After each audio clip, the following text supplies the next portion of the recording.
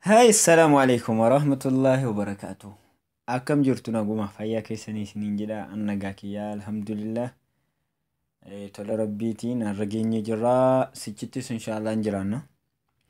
Har'a viidiyoon kiyya kun gammachiisaadha jedheetiin yaada jiraattota Saudi Arabiyaa kanneen sim kaardii zeenii fayyadamtanuuf waa'ee sim kaardii dhimma sim kaardii zeenii irratti jechuudha waa lama qopheeffadheetiin dhufe jechuudha. Gara barumsa kiyyaa kanatti osoo hin darbin dura akkuma yeroo maraa jechuudha. Maaliif namni anaaf haarawaa taatan ni jiraattu jedheetiin yaada jechuudha. Namni anaaf haarawaa ta'e akkamitti akka firiindii kiyya tokko ta'u yookaan maamila kiyya tokko ta'u isin agarsiisuuf yeroo hunda beeksisan taasifadha jechuudha. Kun seeruma nama waan tokko dabarsuuti beeksisa taasisuu qaba akka namni hedduun isarraa fayyadamu yoo barbaade ta'e jechuudha. Jalqaba YouTube irraa eegalu jechuudha beeksisa yeroo jedhu haala kamiin akka ittiin hordoftanudha jechuudha. Yeroo hunda kan isin agarsiisu YouTube keessan keessatti Jaafar Kamaal jettanii search gootanii jechuudha. YouTube kiyya isa kanaa search godhu yeroo koo gabaabsuuf isarra ni tuqxanii sana booda barreeffama subscribe jedhu kanarra ni tuqxanii jechuudha. Achi booda mallattoo notifiikeeshinii gurraattii kana asirra jirtu kana ni tuqxan jechuudha. Subscribe jecha jedhu kanarra tuquu hin dagatinaa. Viidiyoo baay'ee Facebook YouTube kiyya kana jala jirurraa ni fayyadamtu jedheetiin yaada. Beeksisni kiyya inni lammaffaan immoo gara Facebookaatiinis haala kamiin akka itti follow gootanii na hordofuu dandeessan isin agarsiisuuf Facebook kiyya Jaafar Kamaal jettanii search gootan jechuudha. Kamaal jettanii search gootan jechuudha.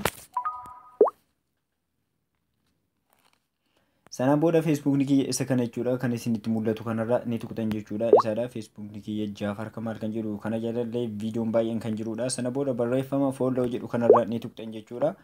Achi booda see first kan jettu kanarra ni tuqxan jechuudha. Barreeffama wanna see first jedhu kanarra tuqxanii eega Facebook kiyya bifa kanaan isiniif ba'ee jechuudha dhiisuu ni dandeessan jechuudha.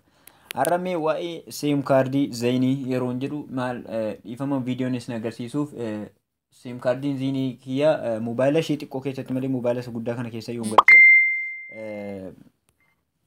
niitorkiin hin baay'ee miti jechuudha. Maal gochuudha qaba inni jalqabaadha zeeniin hawiyyaa yookaan lakkoofsa iqaamaa malee kaardii fudhachuu ni danda'a. Haala kanaan jechuudha.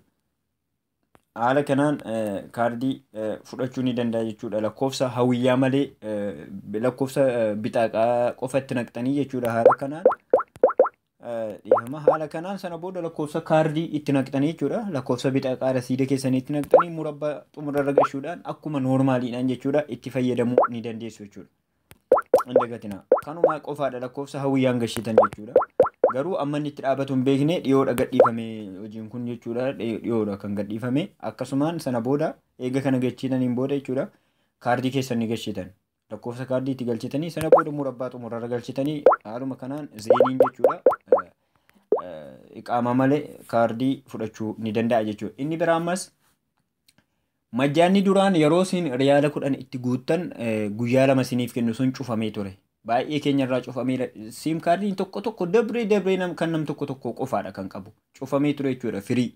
Kan riyaala 10 yoo isin itti guuttan guyyaa lama isiniif kennu cufamee ture jechuudha. Amma banameera garuu kan inni ittiin banamu akka duraanii sanatti ofii isaatiif ofiif isiniif hin kennu. Garuu waan isin ergitanii wanni isin ergitan mana miseejii keessanii keessa eega seentanii mobaayila xiqqoosa ta'u mobaayila guddaasa ta'u jechuudha. Sana booda bakka miseejii kanarra ni tuqxan jechuudha. Miseejii haaraa bakka waan haaraa erguu yoo barbaadan jechuudha waan akkasiirra ni tuqxan. Sana booda as bakka kanatti jechuudha bakka enter message jedhu kanarratti jechuudha bakka enter message jedhu kanarratti qubee za qubee faadhaa fi lakkoofsa 5 kana gara as bakka kanarratti jechuudha as gubbaarratti jechuudha gara 959 ergitan zaafaa 5 hin dagatinaa jechuudha zaafaa 5 gara 959 ergitanii majjaana firii kan guyyaa lamaa sana jechuudha riyaalli 10 akkuma jirutti keessa isiniif ta'a jechuudha. Akkuma jirutti keessa isiniif ta'a. Garuu kana firii guyyaa lamarraa fayyadamtan majjaana jechuudha.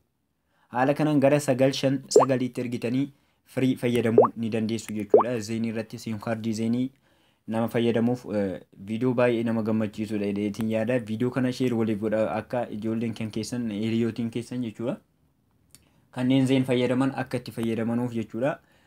Zeeniin akkuman mata duree irratti isiniif tuqee jalqaba irratti jechuudha. Akkuman viidiyoon isin agarsiise zeeniin hawwiyyaa malee kaardii fudhatuu eegalee.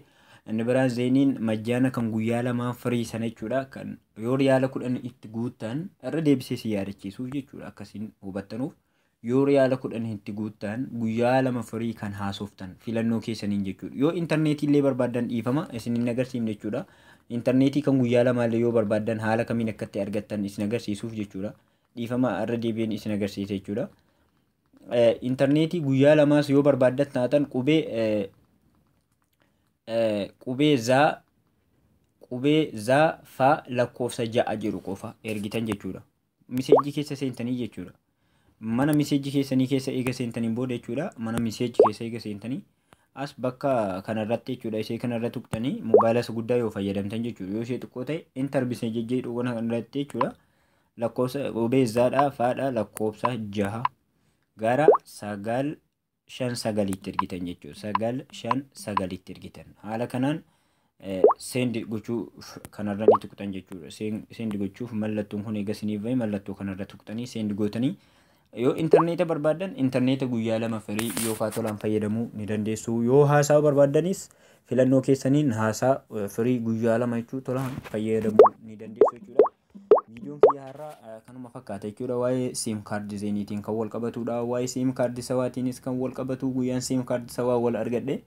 Siim kaardii sawaa waan hin fayyadamneef malee isiniif qopheessuu dadhabeeti miti. Waa'ee lakkoofsa Itoophiyaas ta'ee waa'ee nagamaa tasaas ta'ee waa'ee birrii nu duraa nyaata kan isin jettan yeroo garagaraa isinis dabarsaatiin ture jechuudha.